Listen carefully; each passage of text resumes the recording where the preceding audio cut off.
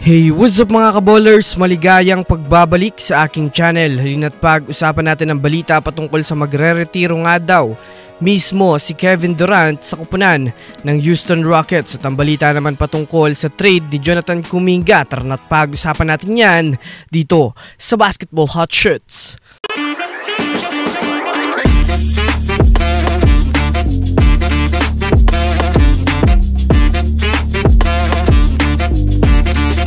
Una nga muna tayong dumako mga kaballers sa balita patungkol sa magre-retiro na nga daw si Kevin Durant sa Houston Rockets.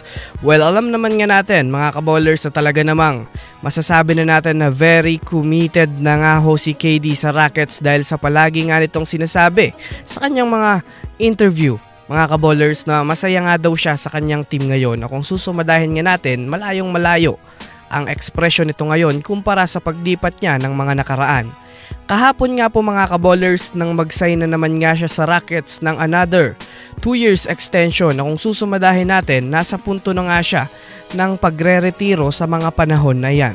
Inaasahan na rin nga ho ng mga fans na dyan na nga daw mga kaballers sa Rockets magsesettle si Durant hanggang siya ay magretiro.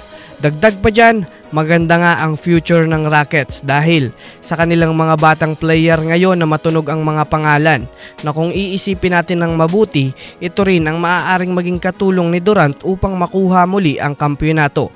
Base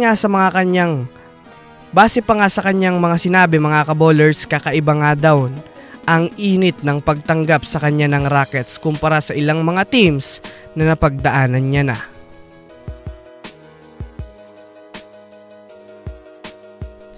Samantala, pumunta naman tayo sa balita patungkol naman sa trade ni Jonathan Kuminga.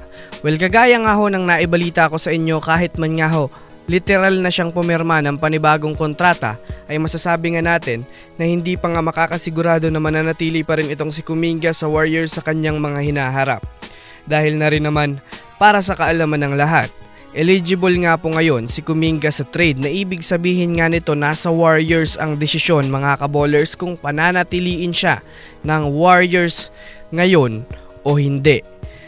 Sa kabila nga din ng ganyang sitwasyon, isa nga din siya sa pinakanangungunang player na magiging pain para sa mga matitinding player na gustong makuha ng Warriors kagaya na lamang ni Lauri Markkanen na siya naman ngayon mga kaballers ang sentrong gusto pa rin makuha ng GSW. Hindi na rin naman nga ho bago para sa Warriors at Jazz ang trade scenario na ito lalo pat matagal na rin naman niyang pinag-uusapan ito sa buong liga. Kaya naman kung sakasakali nga pong makapagdesisyon ng Warriors na ipurso ngayong season si Lauri Markkanen dahil sa posibleng kalawangin lang ito sa Utah Jazz ay si Kuminga ang player na ititrade dito. So yun lamang mga kaballers, yan lang naman ang pag-uusapan natin ngayon. Pindutin ang subscribe and hit nyo na rin ang notification bell para sa mga susunod na update sa mundo ng basketball. Again, this is Basketball Hot Shots. Thanks for watching.